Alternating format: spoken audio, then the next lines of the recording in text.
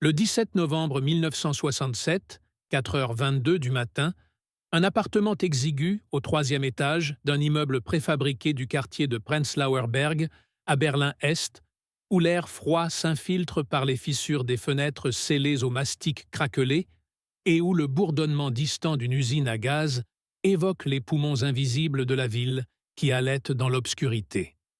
Dieter Kraus, lieutenant de la Stasi depuis 8 ans, mais depuis 3 un atout précieux de la CIA, infiltré par une filière autrichienne, se réveille en sursaut, le cœur cognant comme un marteau-piqueur contre ses côtes, les draps trempés de sueur collant à sa peau pâle.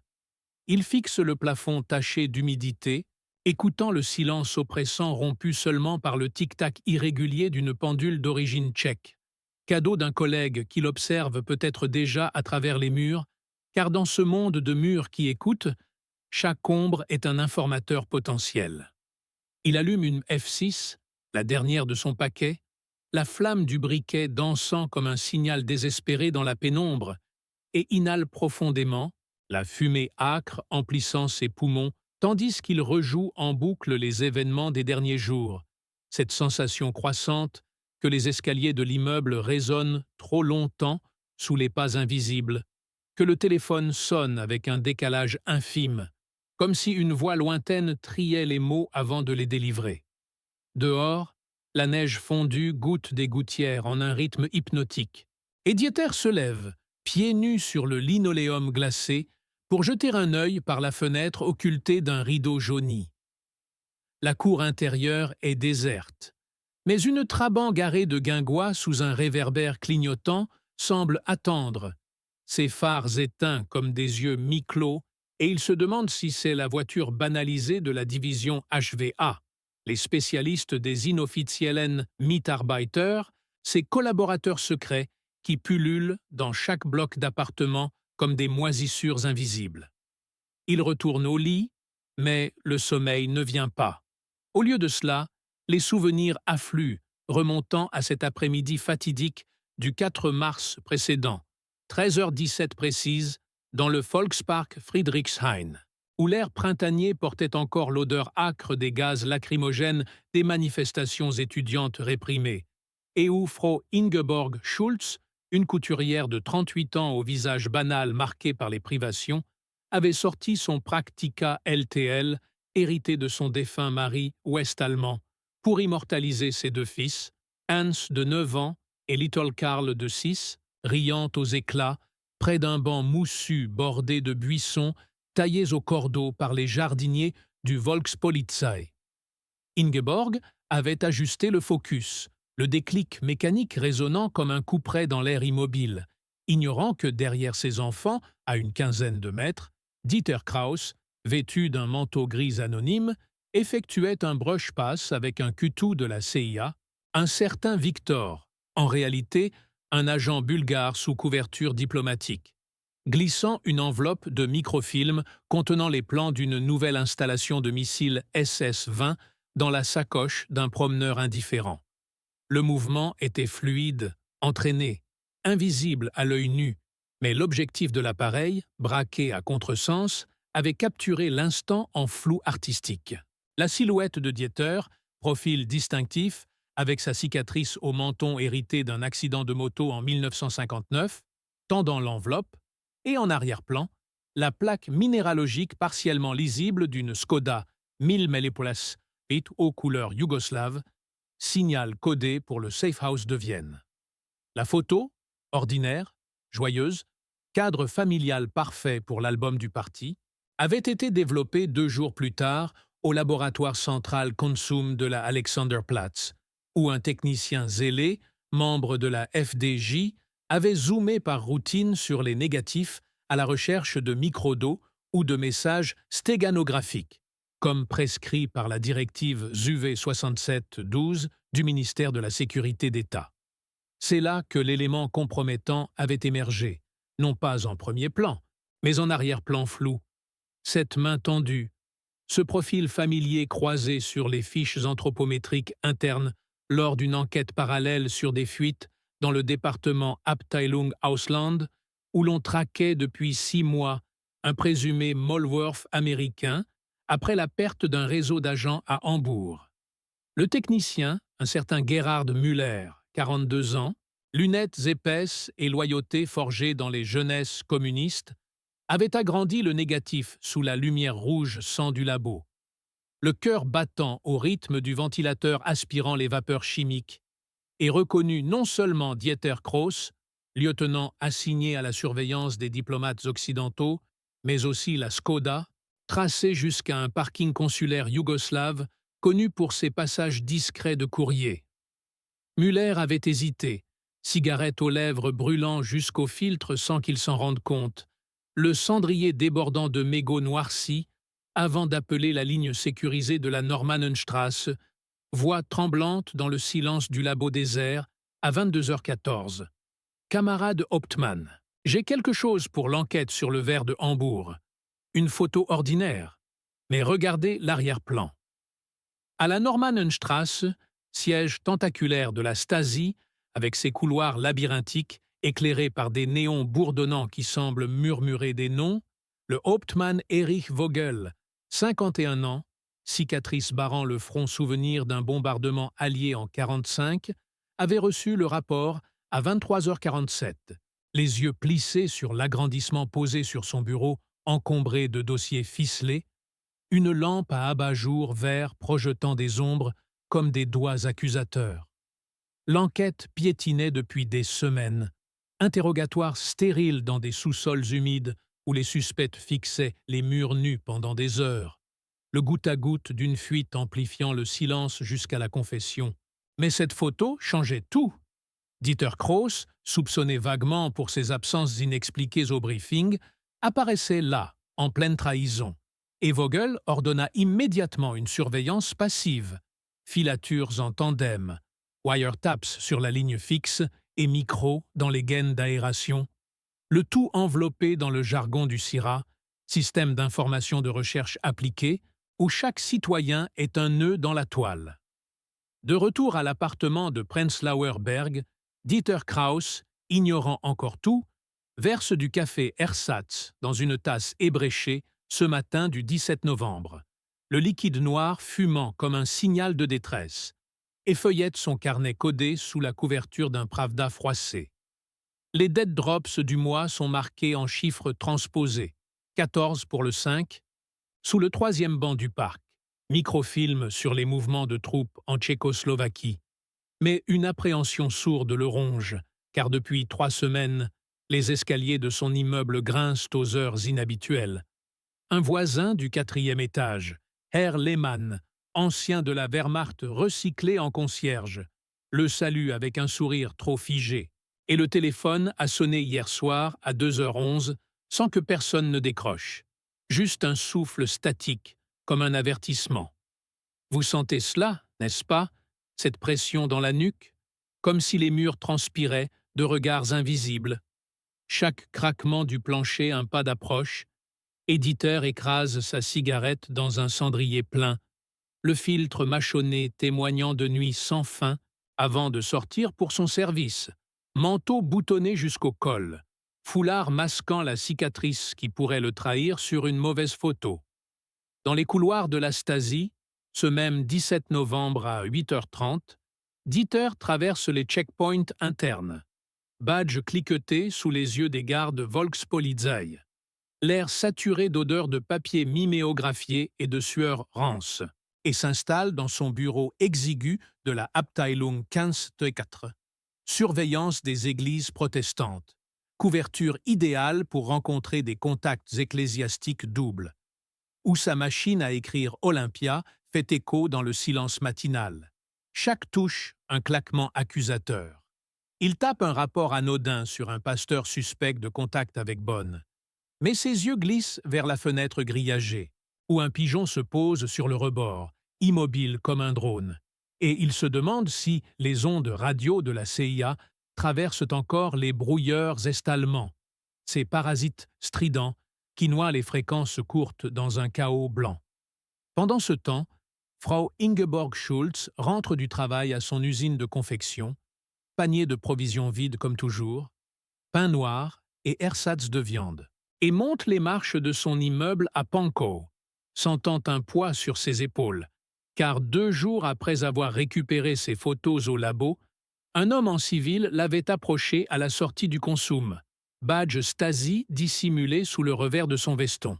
« Camarade Schultz, une petite conversation sur vos sorties au parc ?»« Rien de grave, routine. » Elle avait hoché la tête, gorge serrée, ignorant que sa photo innocente avait lancé une opération Schattenlicht. Lumière d'ombre, filature 24/7 sur Dieter, avec 8 équipes en rotation, voitures banalisées, garées des heures dans les rues adjacentes, objectifs braqués sur ses fenêtres. Les jours suivants s'étirent en un supplice lent, Dieter remarquant d'abord les détails triviaux. Sa voisine du rez-de-chaussée, balayant le trottoir plus tard que d'habitude, aspirateur bourdonnant à 7 heures précises au lieu de 6h45, et lors d'un dead drop raté au Tiergarten le 20 novembre à 17h52, l'enveloppe sous la poubelle publique déjà ramassée, par qui? Le vent froid fouettant son visage, tandis qu'il attend, immobile 10 minutes qui durent une éternité, dos au mur, sentant les regards depuis les immeubles d'en face, ses fenêtres aux rideaux tirés comme des paupières mi-closes. Vous hésitez à partir, n'est-ce pas, sachant que le mouvement trahit autant que l'immobilité.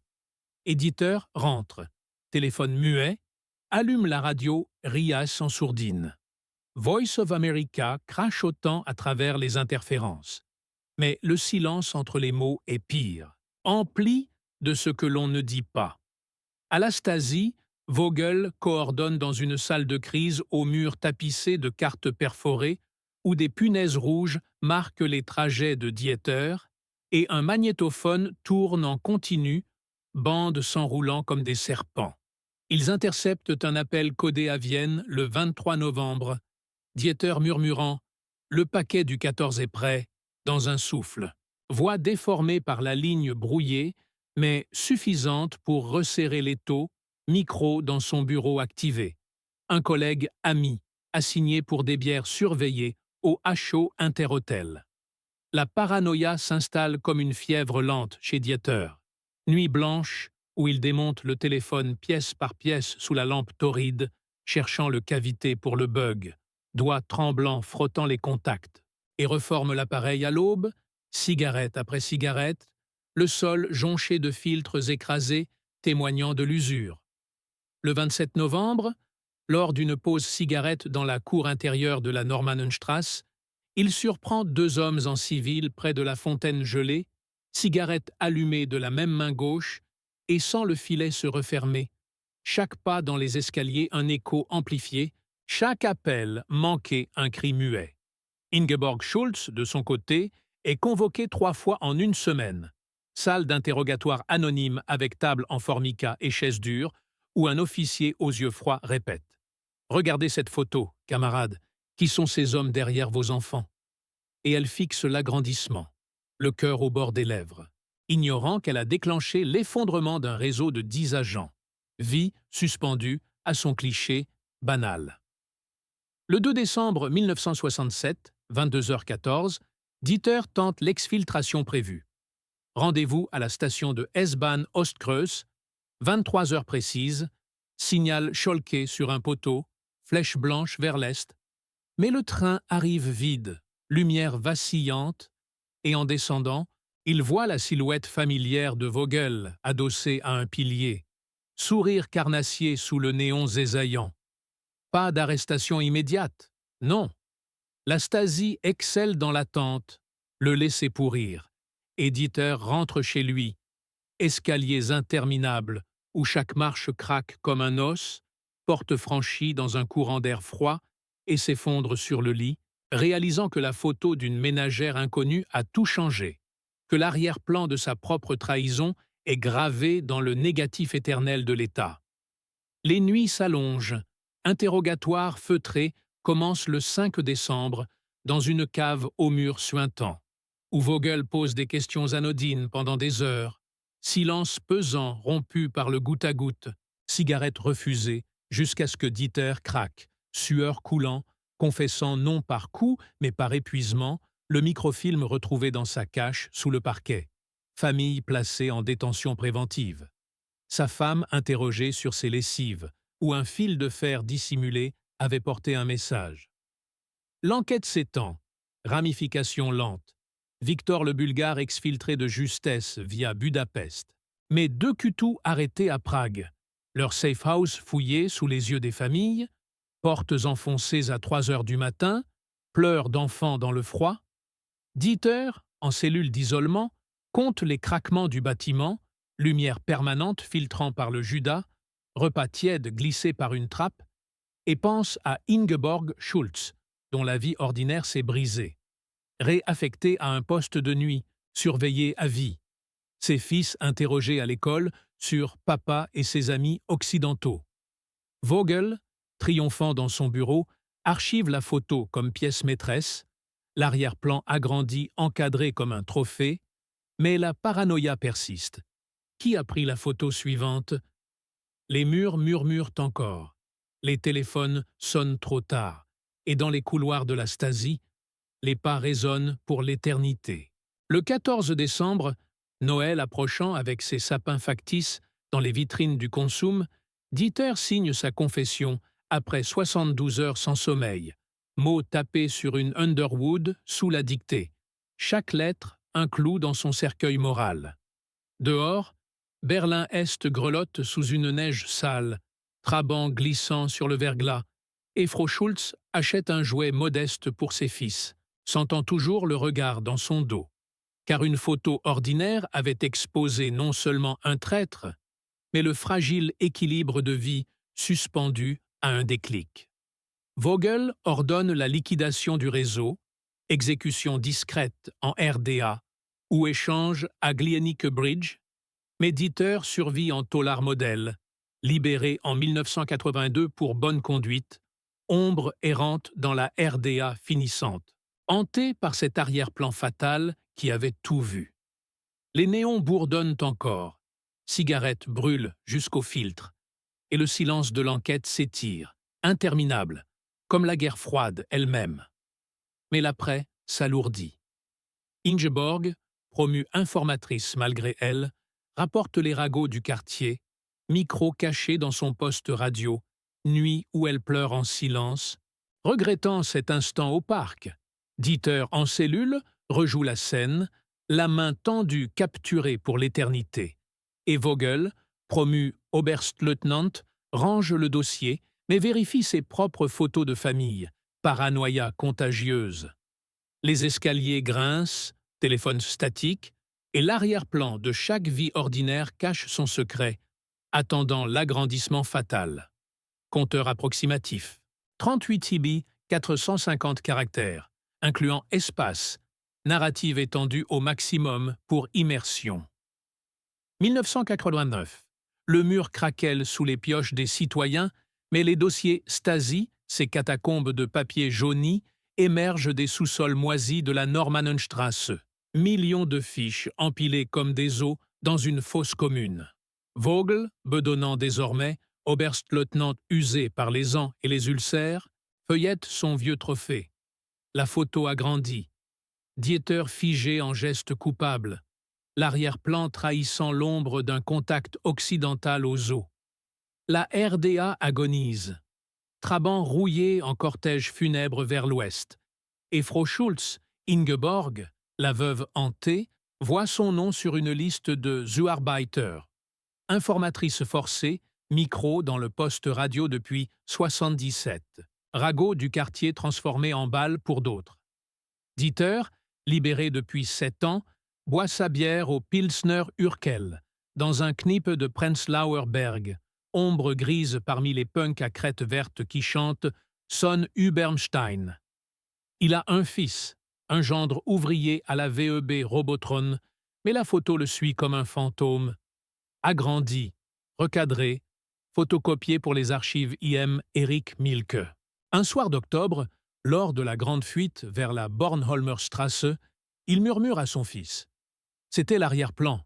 Fiston, ce putain d'arrière-plan qui voit tout, et le garçon, né en 1980, hausse les épaules, cassette de Nena dans sa Walkman, ignorant les néons qui bourdonnent encore dans sa tête. Vogel, en retraite forcée, range ses médailles dans une boîte à biscuits, mais la paranoïa le ronge. Qui a pris la photo originelle? Un touriste suédois? Un pigeon Stasi dévoyé? Ces nuits sont peuplées de téléphones qui sonnent dans le vide, d'escaliers qui grincent sans pas, de photos de famille où l'arrière-plan cache peut-être un micro ou un signe codé. Ingeborg, libérée du joug par la chute du mur, brûle ses carnets d'informatrice dans la cour de son immeuble HLM, flamme dansant sur les pages noircies, mais un voisin curieux, ex-HVA, service étranger, ramasse un fragment. Son nom, ses ragots, et le parc du Tiergarten comme épicentre du déclic fatal. Les commissions de vérité s'installent, Gauck au pupitre, dossiers ouverts au public.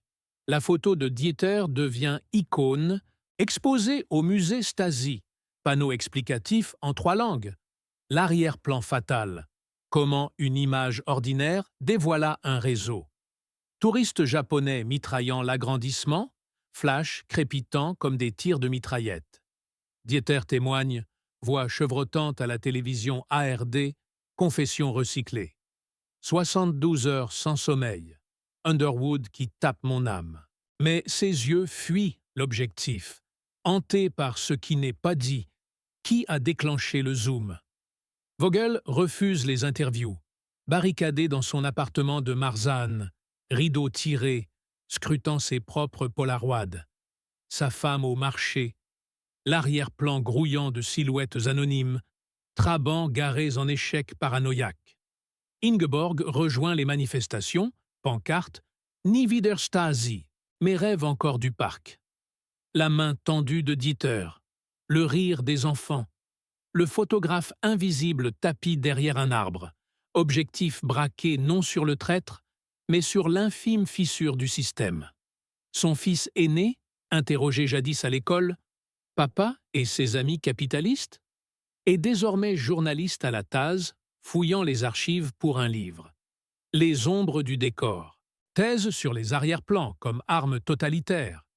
Il agrandit la photo lui-même, numérise le grain. Et là, miracle numérique ou malédiction. Une silhouette floue, veste en cuir, appareil Leica, regard tourné vers la famille Schultz, pas Dieter. Le compteur s'affole.